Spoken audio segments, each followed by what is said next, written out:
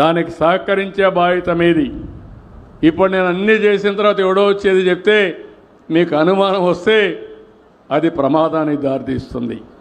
అట్లా కాకుండా మీరు ఆలోచించాల్సింది మీ భవిష్యత్తు కోసం ఆలోచించండి, మీ పిల్లల భవిష్యత్తు కోసం ఆలోచించండి.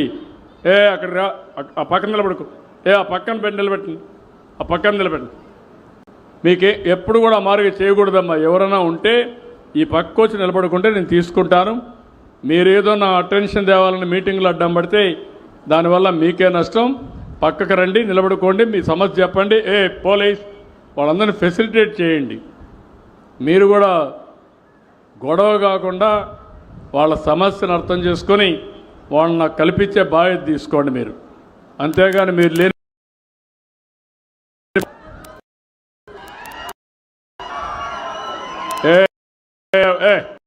చెప్పింది కిన్నావా చెప్పి రావా అంటే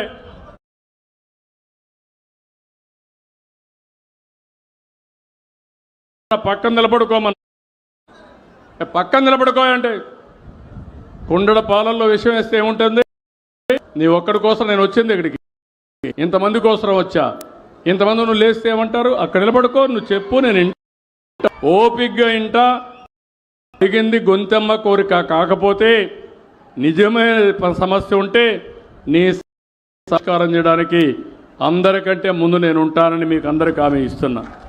ఇప్పుడు బంగారు ఒకసారి మాట్లాడిద్దాం. వాళ్ళు ఒకసారి వాళ్ళ సమస్య చెప్తారు. ఇది రాష్ట్రం అంతా కూడా ఒక పద్ధతి పెట్టుకున్నా, వింటే మీకు కూడా ఒక అవగాహన వస్తుంది.